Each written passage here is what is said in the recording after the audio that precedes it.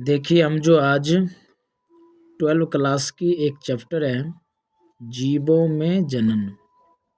ये चैप्टर जो है ये पहला चैप्टर है और इसमें हम लोग ये देखते हैं कि पृथ्वी के जितने भी प्राणी हैं वो जनन किस प्रकार से करते हैं। तो हम लोग जो है रिवीजन के रूप में पढ़ते हैं। यहाँ पर जो है सबसे पहली जो टॉपिक आती है वो आपका है जीवन काल। इसको लाइफ स्पैन बोलते हैं। इसमें जो है आप लोग ये बात पढ़े होंगे, कोई भी जीव का जीवन काल कहने का मतलब जब से वो जन्म लिया है, जन्म से लेकर प्राकृतिक मृत्यु तक का समय जीवों का जीवन काल कहलाते हैं। सभी जीव का जीवन काल जो है जन्म से लेकर प्राकृतिक मृत्यु तक का टाइम होती है। और कोई भी जीव अपने जीवन काल में जन्म लेते हैं, वृद्धि करते हैं और फिर मृत्यु को प्राप्त करते हैं। तो ये 3 चक्र जो है चलते रहते हैं। जीवन काल में जन्म, मृत्यु एवं वृद्धि का चक्र चलते रहते हैं। हम लोग देखते हैं कि कोई भी जीव वृद्धि अवस्था में वृद्धि करते करते वो किशोरावस्था में पहुंचते हैं और किशोरावस्था में उनमें जनन करने की परिपक्वता आती है। जनन करने की परिपक्वता आती है। फिर हम लोग ये देखते हैं कि जितने भी जीव हैं वो सभी जीव का जीवन काल एक जैसे नहीं है। जीव छोटे होते हैं, बड़े होते हैं और उनके आकार पर जीवन आयु का कोई प्रभाव नहीं पड़ता है। जैसे आप कौवा को देखते हैं, कौवा और तोता। कौवा जो है आकार में तोता से बड़े होते हैं लेकिन इनका जीवन काल 15 वर्ष का होता है। इसका जीवन काल 140 वर्ष का होता है। इससे आगे हम लोग देखें एक प्राणी होती है कछुआ, जिनका जीवन काल 200 वर्ष का होता है। तो मतलब कहने का ये है कि जीवों का जीवन काल उसके आकार पर निर्भर नहीं करती है और अलग अलग, ये ऐसी बात नहीं है कि छोटे प्राणी का जीवन काल छोटा होगा, बड़े प्राणी का जीवन काल बड़ा होगा, ऐसी भी बात कोई नहीं है। हम लोग को जो मुख्य रूप से पढ़नी है चैप्टर, वो चैप्टर पढ़नी है जीवों में जनन। तो आपको ये जान लेनी है कि सभी जीव अपने जीवन काल में जनन की क्रिया करते हैं। वृद्धि अवस्था में वो एक समय ऐसी आती है किशोरावस्था में पहुंचती है जहां वो जनन करने के लिए परिपक्व हो जाते हैं, जनन करने के लिए वो तैयार हो जाते हैं। आगे देखिए हम लोग देखते हैं अब जनन क्या है। तो हम लोग देखते हैं कि जनन जीवों की एक क्षमता है। कहने का मतलब कि जब तक जनन जीवों में जब तक क्षमता नहीं आएगी तब तक जो है जीव जनन नहीं कर पाएंगे। तो जनन जीवों की एक क्षमता है जिससे अपने जैसे नए संतान उत्पन्न करते। मतलब कहने का कि जनन जीवों की वह क्षमता है जिससे जीव अपने जैसे कहने का मतलब हुआ कि यदि कुत्ता जो है जनन की क्रिया करते हैं तो कुत्ता के जैसा ही, कुत्ता की जैसी आकारिकी है, उसी आकारिकी के बच्चों का जन्म होगा। ऐसा कभी नहीं होगा कि कुत्ता के बच्चा जो है बिल्ली के बच्चों को जन्म दिया हो या मनुष्य का बच्चा जो है कुत्ता का बच्चा जन्म दिया, ऐसा कभी नहीं हो सकता है। जनन हमेशा जो है अपने ही जैसे नए संतान को उत्पन्न करने वाली प्रक्रिया है। आगे आप लोग देखिएगा कि जनन जो है एक ही जाति के जीवों में संभव है। कहने का मतलब एक ही जाति के जीव आपस में जनन कर सकते हैं। यदि मानव है तो वो मानव जाति के साथ ही प्रजनन कर सकते हैं, अन्यथा दूसरे जीवों के साथ प्रजनन नहीं कर सकते। आगे देखिए हम लोग देखते हैं कि जनन का महत्व क्या है। ये जो जनन हम लोग करते हैं इनकी क्या महत्व है। तो हम लोग देखते हैं पहला कि पृथ्वी पर जितने भी जीव हैं वो अपनी जाति को बनाए हुए हैं और इसका कारण जनन है। अपनी जाति को बनाए हुए हैं और इसका कारण क्या है, जनन है। यदि जनन की क्रियाएं नहीं होगी तो पृथ्वी पर जीव खत्म हो जाएंगे, जैव विविधता खत्म हो जाएगी और हम लोग की पृथ्वी असंतुलित हो जाएगी। इसलिए सभी जीव को जनन करनी अनिवार्य है। फिर हम लोग दूसरा ये देखते हैं कि जनन के कारण जो है जनसंख्या में वृद्धि होती है, जनसंख्या बढ़ती है जनन के कारण, और जनन नहीं होने के कारण जनसंख्या कम हो जाएगी। तो ये आपका जनन का महत्व हुआ। फिर देखिए अगला टॉपिक हम लोग देखते हैं कि जनन का प्रकार। जनन के प्रकार। तो आप लोग ये देखिएगा, जनन जो है 2 प्रकार के होते हैं। एक होती है अलैंगिक जनन और दूसरा होता है लैंगिक जनन।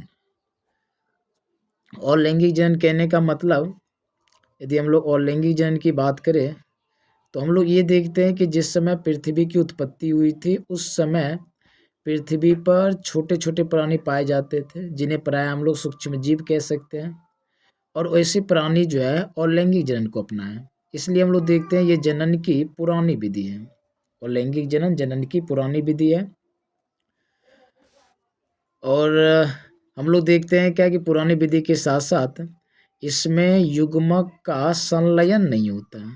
इसमें युग्मक का संलयन मतलब कि आप लोग जानते होंगे एक नर युग्मक होते हैं जिनको आप लोग बोलते हैं शुक्राणु, और एक मादा युग्मक होती है जिसे हम लोग बोलते हैं अंडाणु।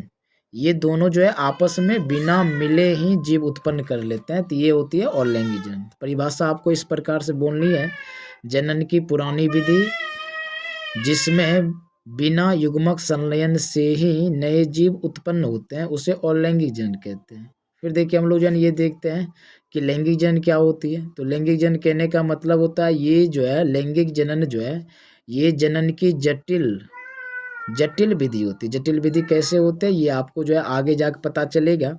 हम लोग देखते हैं एक नर इसमें आती है, एक मादा आती है, इनका भी युग्मक बनता है जिसको आप शुक्राणु कहते हैं, इनका भी युग्मक बनता है जिसको अंडाणु कहते हैं। फिर ये दोनों मिलती है जिसके हम लोग निषेचन कहते हैं। इनके बाद युग्मनज बनती है, युग्मनज के बाद जो है भ्रूण बनती है, भ्रूण के बाद गर्भ बनती है, गर्भ के बाद नवजात शिशु बनते हैं।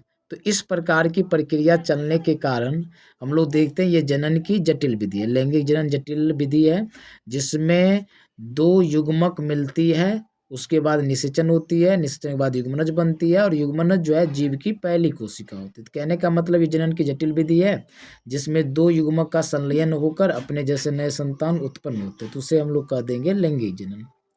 आगे देखिए क्या है कि आपको इन दोनों में जो है अंतर बहुत सारी पता चल जाएगी।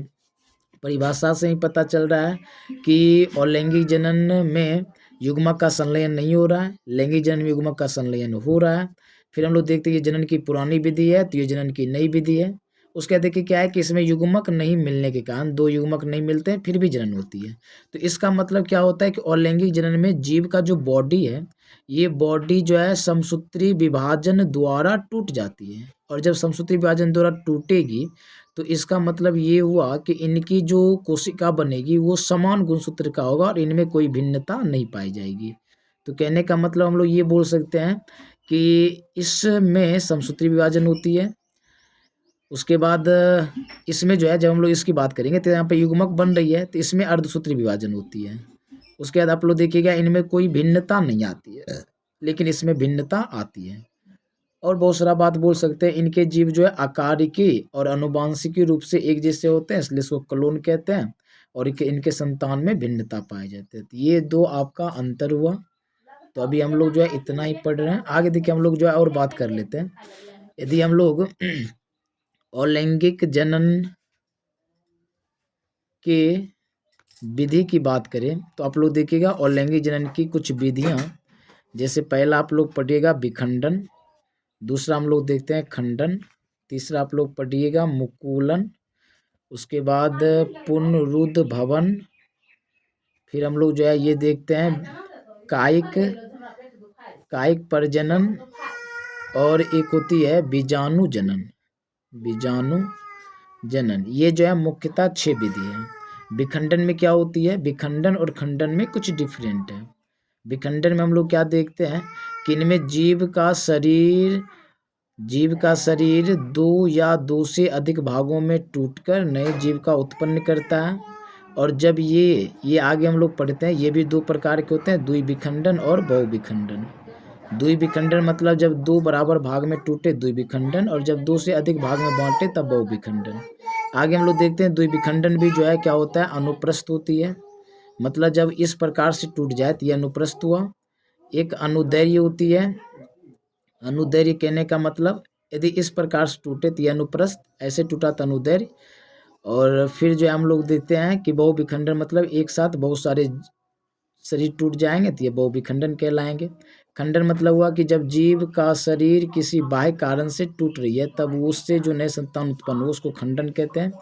मुकुलन मतलब हुआ जीव शरीर के ऊपर एक उभार संरचना बनेगी जिसको हम लोग कलिका कहते हैं, और ये टूटकर नए जीव उत्पन्न कर लेते हैं तो उसको मुकुलन कहते हैं। पुनरुद्भवन कहने का मतलब हुआ कि बॉडी के कुछ पार्ट में इसकी क्रिया पाई जाती है जिससे यदि वो पार्ट टूट के निकल जाए तो उनसे नए भाग उत्पन्न हो सकते। कहने का मतलब जो है हम लोग ये देखते हैं कि पुनरुद्भवन जन्म की वह विधि है जिसमें जीव अपने खोए हुए भाग को, जीव का यदि बॉडी कट जाती है तो जीव अपने खोए हुए भाग को प्राप्त करके नए संतान उत्पन्न करते उसको पुनः। जैसे आप लोग रावण को देख रहे थे, उनकी गर्दन काटने के बाद भी जो उसकी गर्दन आ रही तो वहाँ पे पुनरुद्भवन की क्रिया हो रही थी। कायिक प्रजनन जो है ना, स्पेशली प्रजनन जो है पादप में होती है, और हम लोग देखते हैं कि पादप जिस पौधों में लैंगिक जनन नहीं हो पाती है वो पौधे की तना, पत्ती, जड़ इन सभी से नए पौधे आ जाते हैं, इसको हम लोग कायिक प्रजनन बोलते हैं। और बीजाणु जनन जो है कवक में पाई जाती है जिसमें हम लोग ये देखते हैं कि ऊपर में जो है एक विशेष संरचना बनती है जिसको हम लोग जो है बीजाणुधानी कहते हैं। इसके अंदर में जो है बहुत सारे जो है बीजाणु बनते हैं जो अनुकूल वातावरण आने पर फट के बाहर आती है और फिर अंकुरित होकर नए जीव का निर्माण कर देते हैं। इसमें और बहुत सारा चीज़ पढ़े होंगे जैसे बाह्य बीजाणु होते हैं, अंतः बीजाणु होते हैं, तो ये हम लोग मोटा मोटी जो है रिवीजन कर रहे हैं। तो अभी हम लोग इतना ही पढ़ेंगे और बाकी के लिए